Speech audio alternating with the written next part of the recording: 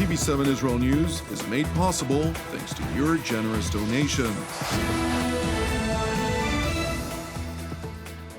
Shalom and good evening. This is TV7 Israel News broadcast to you from Jerusalem. And in today's top stories, Israeli Prime Minister Benjamin Netanyahu hosts his Greek counterpart Kyriakos Mitsotakis in Jerusalem as the strategic partnership between Jerusalem and Athens grows stronger.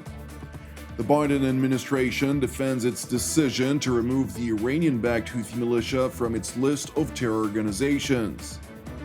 Iran warns it will not return into compliance under the 2015 nuclear deal unless the United States lifts its sanctions, a demand rejected by Washington.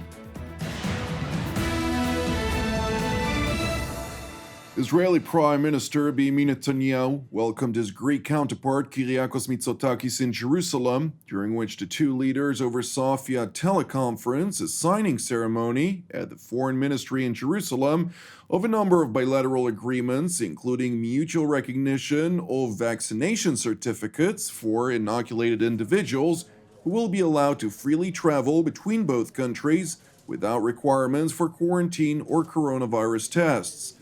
In a joint press conference from the Prime Minister's office, Netanyahu and Mitsotakis further highlighted the strong partnership between Athens and Jerusalem, a relationship that continues to grow stronger. You arrived here directly from Cyprus, and the three of us, Israel, Greece, and Cyprus, have built up a tremendous trilateral partnership, and I have to say that our bilateral relations have grown. We have a common past. We're very proud of our past and eager to seize the future together. We're two democracies at the edge of the Mediterranean. We have Athens and Jerusalem, as I never tire of saying, are the ones who laid the foundations for our modern Western civilization. And we share common aspirations for stability, prosperity, and security.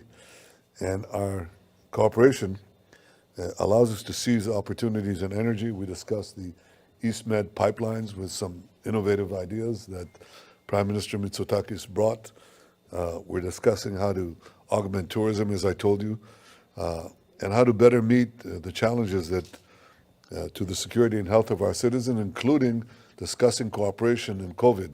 You've touched upon the other aspects of our strategic relationship, which is becoming stronger, I would say, by the month, by the day. This is a partnership we've both invested a lot in, as you said, two ancient civilizations, two democracies in the Eastern Mediterranean. We have a common interest in the broader stability of the region, and I think a common perspective in terms of what needs to happen to make sure that the Eastern Mediterranean remains, peaceful and safe for all countries of the region. Premier Mitsotakis further touched on the deepening relations between the Israeli and Greek defense establishments, which includes a recent agreement that will have Israel's aerospace industries train the Hellenic Air Force for the next 20 years. You know that our strategic partnership in the defense sector is also deepening. We are happy to have Israeli company take over and offer flight training services to Greece for the next 20 years. It's a big program. It will be based in Kalamata, and I think it is probably the most clear example of the partnerships we can build in the defense space. And of course, there's room for significant further investment by Israeli companies in Greece. In other news, U.S. Secretary of State Antony Blinken reiterated the Biden administration's unwavering position with regard to Jerusalem as the capital of the State of Israel. In an exclusive interview to CNN's Situation Room with Wolf Blitzer, the top American diplomat stopped short, however, from acknowledging whether the Biden administration would also ratify the Trump administration's decision to recognize Israeli sovereignty over the Golan Heights. Look, leaving aside the legalities of that question, as a practical matter, The Golan is very important to Israel's security. As long as Assad is in power in Syria, as long as Iran is present in Syria, militia groups backed by Iran, the Assad regime itself, all of these pose a significant security threat to Israel.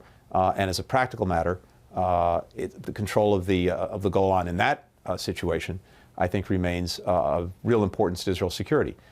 Legal questions are something else, and over time, if the situation were to change in Syria, that's something we look at, but we are nowhere near as that. Secretary Blinken also touched on Washington's intentions to end U.S. support for offensive operations in Yemen, conducted by the Saudi-led coalition against the Iranian-backed Houthi militia, also referred to by its Arabic name, Ansar Allah. Blinken further referred to the Yemeni conflict as the worst humanitarian crisis in the world. Therefore, he emphasized the imperative need to bring the war to an end. In tandem, the Biden administration is moving to revoke the Trump administration's designation of the Houthi militia as a terrorist organization, citing humanitarian concerns. U.S. State Department spokesperson Ned Price explains why. Some 80% of Yemen's civilian population lives under Houthi control in Yemen, which is why, of course, we're profoundly concerned for the humanitarian implications of that designation. And so that's why we, in fact, did move very quickly to review that policy. You may have heard from members of Congress who have been vocal about this, that we notified the Hill of the Secretary's intent to revoke the foreign terrorist organization and specially designated global terrorist designations of Ansarallah. We did that late last week. We've also been very clear about a second element. This intent to revoke that designation has nothing to do with our view of the Houthis and their reprehensible conduct, including, as you mentioned, attacks against civilians and the kidnapping of American citizens, among other moves. It is worth mentioning that the official slogan of the Houthi militia reads as follows: God is great, death to America, death to Israel, curse on the Jews, victory to Islam. This slogan appears at the entrance to and throughout the Sana'a city, among other locations in Yemen under Houthi control. الموت لأمريكا، الموت لإسرائيل، اللعنة على اليهود، النصر للإسلام. In light of the deep-rooted hatred towards the United States, Washington's decision to remove the Iranian-backed Houthis from the list of terror organizations has been received with skepticism. كلام الأمريكان إننا لا نثق بكلامهم نهائياً على الإطلاق لأنهم كانوا مشتركين في جزء من الحرب ولن نستطيع أن نثق بكلامهم. وإذا أردنا أن نستطيع أن نثق بكلامهم فعليهم أن يوقفوا الحرب مباشرة وحالياً لأنهم كانوا مشتركين في الحرب مع السعودية فكيف سنصدق كلامهم الآن؟ It is interesting to know that less than 48 hours after Washington's announced decision to remove the Houthis from its list of terrorist organizations, the Yemenite organization launched a number of suicide drones towards Saudi Arabia. Thankfully, all of the incoming aerial vehicles were successfully intercepted mid-air. Turning to the patrons of the Houthi terror group in Tehran, where the Islamic Republic's supreme leader, Ayatollah Ali Khamenei, highlighted over the weekend that unless the United States lifts its crippling sanctions imposed on Iran under the Trump administration, the latter would refuse to return into compliance with the 2015 nuclear agreement. اگر میخوان ایران به تعهدات برجامی که چند تا تعهد برجامی رو لغو کرده، اگر میخوان به تعهدات برجامی برگرده، باید آمریکا تحریم ها رو کلاً لغو کنه. اون هم نه به زبان و روی کاغذ که بگه لغو کردیم، نه. بایستی در عمل تحریم ها رو لغو کنن و ما راستی آزمایی کنیم و احساس کنیم که درست تحریم ها لغو شده، اون وقت ما هم به این تعهدات برجامی برمیگردیم. این سیاست قطعی جمهوری اسلامی است و مورد اتفاق مسئولان کشور هم هست و از این سیاست بر نخواهیم گشت. In spite of Iran's repeated demands, the United States has clarified its position. In an exclusive interview with CBS Evening News anchor and managing editor Norah O'Donnell, President Joe Biden made his position abundantly clear. Will the U.S. lift sanctions first in order to get Iran back to the negotiating table? No. They have to stop enriching uranium first. The U.S. President's press secretary, Jen Psaki, later clarified at the White House press briefing that it remains up to Iran to return into compliance with the deal. I think his position, the position of our national security team, and the position that he's been in discussion with our partners about, or I should say conveying to our partners, is that it's really up to Iran to come back into full compliance and with its obligations under the JCPOA. And at that point, we could move the discussion forward.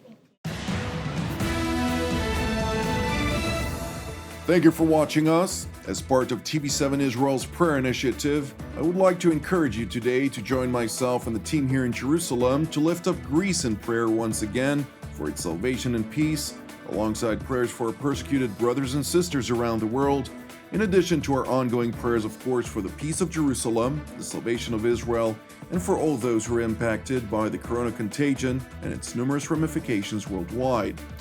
I'm Jonathan Hessen, wishing you an Erev Tov U'Mevorach, and we will see you again tomorrow at the same time.